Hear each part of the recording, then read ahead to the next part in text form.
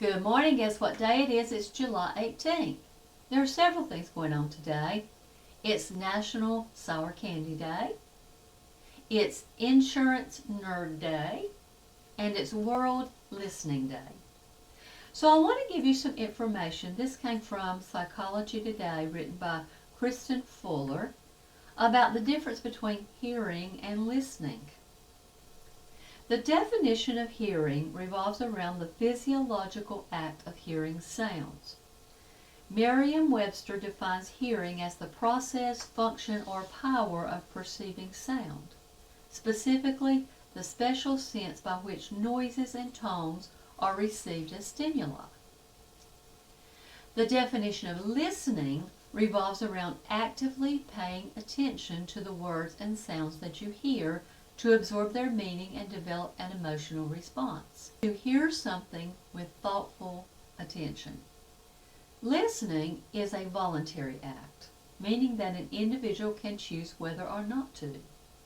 If you choose to listen, then it's an active process. Active listening requires curiosity, motivation, purpose, and effort. The active listener attempts to internalize and understand what they're hearing.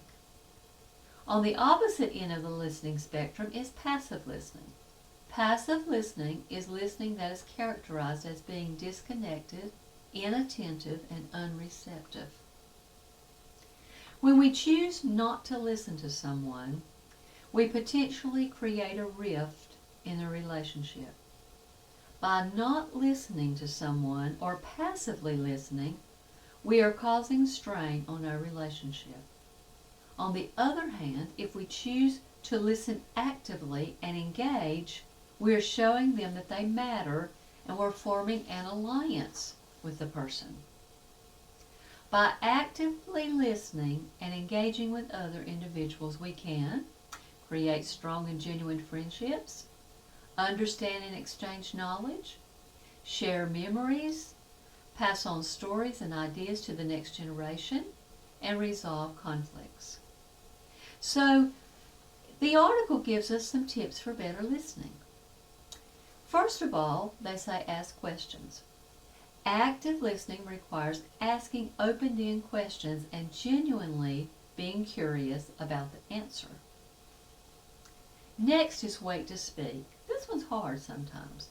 To be a good active listener, we must wait until the individual is done talking before we share our ideas. And then the last one, stay focused.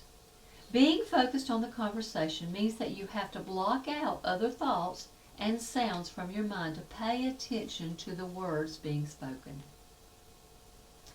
Jesus was always trying to get people to listen. Mark 4:9 says, "And he said to them, He who has ears to hear, let him hear."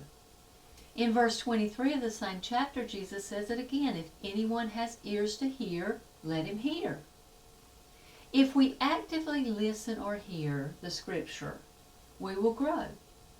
Mark 4:24 says, "Then he said to them, Take heed what you hear. With the same measure you use, it will be measured to you, and to you who hear, more will be given." Did you know, when Jesus is involved, even the dead listen? Remember the story of Jesus' friend Lazarus who died? John 11:41-44 says, "Then they took away the stone from the place where the dead man was lying. And Jesus lifted up his eyes and said, Father, I thank you that you have heard me. And I know that you always hear me. But because of the people who are standing by, I said this, that they may believe that you sent me." Now when he had said these things, he cried with a loud voice, "Lazarus, come forth."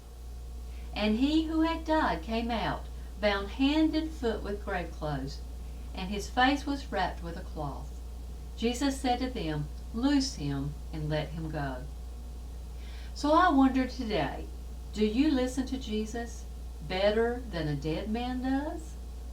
When he asks you something or asks you to do something, do you do it like the dead man did? Think about that today.